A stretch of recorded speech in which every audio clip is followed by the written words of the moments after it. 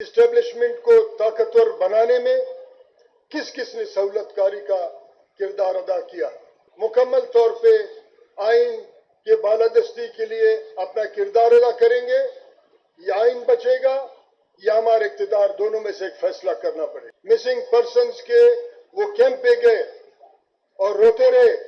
آج ہمارے خواتین یہاں اسلام آباد پریس کلب کے سامنے بیٹھے ہیں. کیا کسی نے ان سے پوچھا کہ ریاست پاکستان کے کسی طاقتور نے پوچھا کہ آپ کیوں بیٹھے ہیں؟ ہمارے جتنے ایشوز ہیں اس کو ریاست پاکستان کو چاہیے کانسٹیٹیوشن کے ذریعے حل کرے کہ اسٹیبلشمنٹ مسلسل ہمارے اس جمہوری عمل میں میرے اور میرے ساتھیوں کا دخل اندازی کرتا ہے. 2018 میں الیکشن جیتا.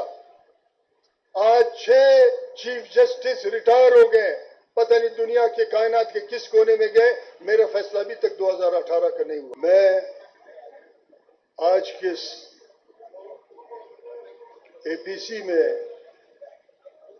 جب اس میں شمولیت کرنے کے لیے میں آ رہا تھا، میرے ذہن میں کچھ سوالات تھے. اور سوال پہلا یہ تھا کہ جس پلیٹ فارم کے ذریعے یہ اے پی سی بلایا جا رہا ہے اس کو نام دیا گیا تحریک تحفظ آئین پاکستان. تو میرے ذہن میں ایک سوال تھا کہ میں اکابرین سے پوچھوں، محمود خان صاحب سے، بیرسٹر صاحب یہاں بیٹھے ہیں، باقی پورے پاکستان کے ایسے چہرے جن کو اکثر لوگ جانتے ہیں اور ہم پچھلے 2-3 گھنٹوں سے بیٹھ کے یہ باتیں سن رہے ہیں. میرا سوال یہ ہے کہ اس بات کو لوگوں کے سامنے رکھا جائے کہ ہم کس طاقت سے اس آئین کا تحفظ کر رہے ہیں اور اس آئین کو کس قوت سے خطرہ ہے. جب تک یہ پتہ نہیں چلے گا ہم آئین کا تحفظ کیسے کریں گے اور کس سے کریں گے. کم از کم میں اس پسماندہ صوبے سے تعلق رکھتا ہوں جو 1948 سے آج تک فوجی آپریشن کے زد سے فارغ نہیں ہوا ہے. ہمیں بتایا جائے، پاکستان کے لوگوں کو یہ بتایا جائے، ان کا یہ مطالبہ ہوگا، ان کا یہ قومی اور سیاسی حق ہے کہ بتایا جائے کہ وہ کون سا قوت ہے کہ جس سے آئین کو خطرہ ہے.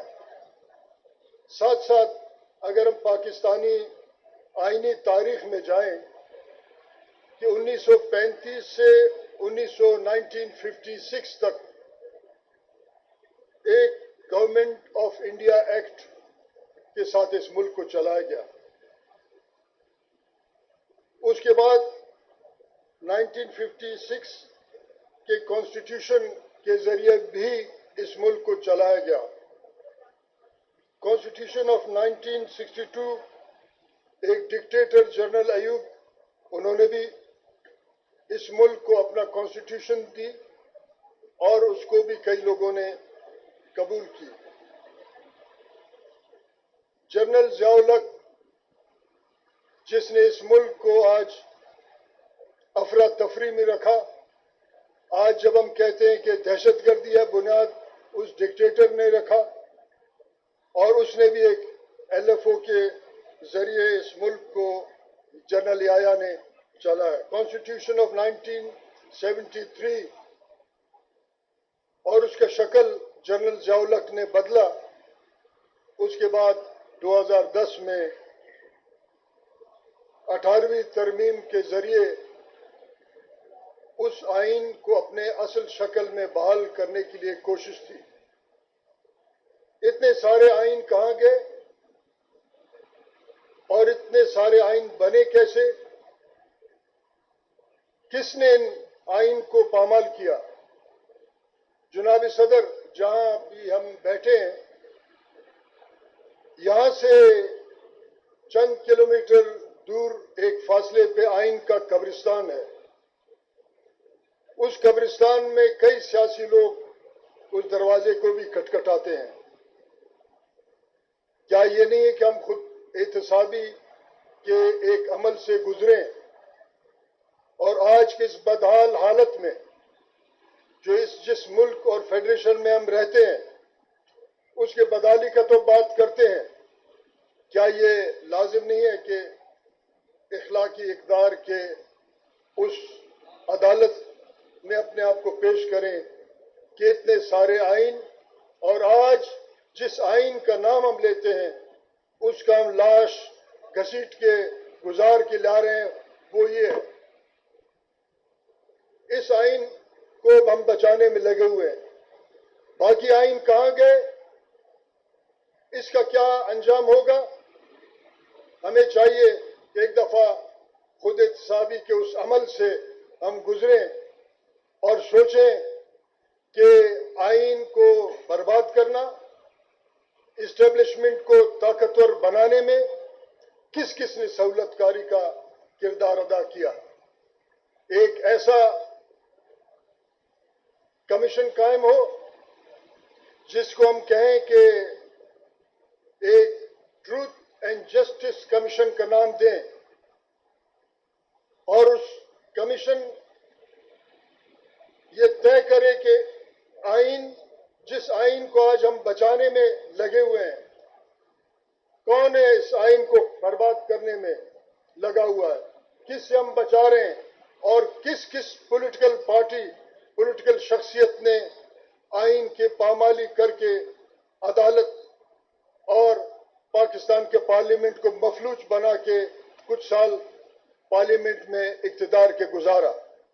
جب تک یہ ٹروتھ اینڈ جسٹس کمیشن فیصلہ نہیں کرے گا پولیٹیکل پارٹیز اور شخصیات کا کہ سہولت کار کون تھے پاکستان کے اسٹیبلشمنٹ کے ساتھ، تو ہم ایسے کئی ہزار اور بھی پولیٹیکل پارٹیز کا ہم اے پی سی بلائیں، نتیجہ کچھ نہیں نکلے گا۔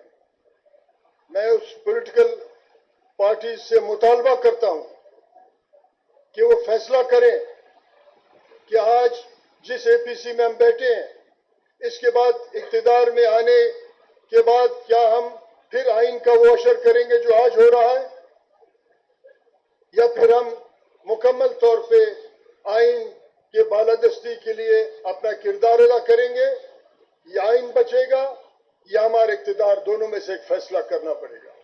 یہاں اقتدار کو بچایا گیا، اختیار کو گنوایا گیا، اختیار کے بغیر اقتدار میں لوگ بیٹھے رہے، اور آج پورا ملک ایک بہت بڑے بحران کا شکار ہے۔ پولیٹیکل پارٹی جنہوں نے سہولت کاری کا کردار ادا کیا ہے وہ بھی اس بڑے بحران کے ذمہ دار ہیں۔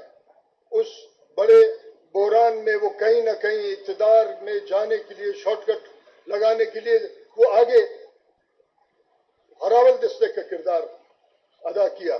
یقیناً یہاں ہم کئی قراردادیں بھی پاس کریں گے، یقیناً اعلانات بھی ہوں گے، مگر میں سمجھتا ہوں کہ نتیجہ اس لیے نہیں نکلے گا کیونکہ پولیٹیکل پارٹیز نے طے یہ کیا ہے کہ جب اقتدار میں آتے ہیں ان کا ایک رویہ، جب حزب اختلاف میں آتے ہیں دوسرا رویہ۔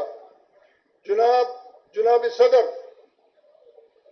تمام پولیٹیکل پارٹیز کے اکابرین جو یہاں بیٹھے ہیں یا جو باہر آج سن رہے ہیں، کیا ہم یہ کیا فیصلہ کریں گے کہ کیا ہم نے اس ملک کو ایک پارلیمانی جمہوری نظام کے تحت چلانا ہے یا صرف اقتدار کا راستہ اپنانا ہے؟ جناب صدر، یہ فیصلہ اس آج کے نشست کو کرنا پڑے گا کہ کیا ہم ڈائیلاگ اسٹیبلشمنٹ کے ساتھ کریں گے، یہ تمام پولیٹیکل پارٹیز پارلیمنٹ جو ڈمی پارلیمنٹ ہے اس کے ذریعے بیٹھیں گے، یا اس سے باہر بیٹھ کے فیصلہ کریں گے کہ کیا ہم نے ایک پارلیمانی جمہوری نظام جہاں اس سبز کتاب کا احترام ہوگا اور تمام ادارے اس کے تحت فیصلہ کریں گے اور آگے یہ ملک بڑھے گا۔ پچھلے 76 سال سے ہم سنتے آ رہے ہیں، ہم پڑھتے آ رہے ہیں، ہمارے پیدائش سے پہلے یہ سب کچھ ہوتا آ رہا ہے، کبھی ختم نہیں ہونے والا۔ اس کا مطلب یہ ہے کہ پولیٹیکل پارٹیز میں بھی ایک حصے نے سہولت کاری کا کردار ادا کیا ہے، آج کا بحران اس تمام سہولت کاری کا نتیجہ ہے۔ جناب، میرا تعلق بلوچستان سے ہے، جو پاکستان کے اسٹیبلشمنٹ کا ایک کالونی ہے۔ وہاں نجی ہوٹلوں میں پارٹیاں بنتے ہیں۔ وہاں نجی ہوٹلوں میں پارٹی بننے کے بعد اسٹیبلشمنٹ کا ایجنڈا پہ عمل درآمد ہوتا ہے۔ میرا تعلق اس کالونی سے ہے، کبھی اس کو 1 یونٹ کے ذریعے ایک کمشنر چلایا کرتا تھا۔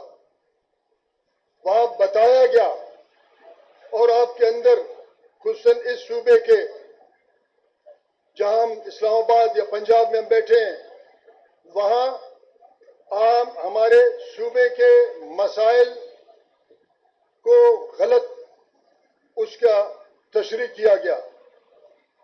ہمیں اور آپ کو بتایا گیا کہ بلوچستان کے مسائل اس کے قومی حقوق نہیں ہیں بلکہ طبقاتی ہیں، اور آپ کے اندر ایک نفرت سا تھا کہ بلوچ سردار ایسے ہیں، بلوچ سردار ایسے ہیں۔ آج 3، 4، 5 مڈل کلاس کے وزیر اعلیٰ بیٹھے ہیں، آج بھی بیٹھا ہے۔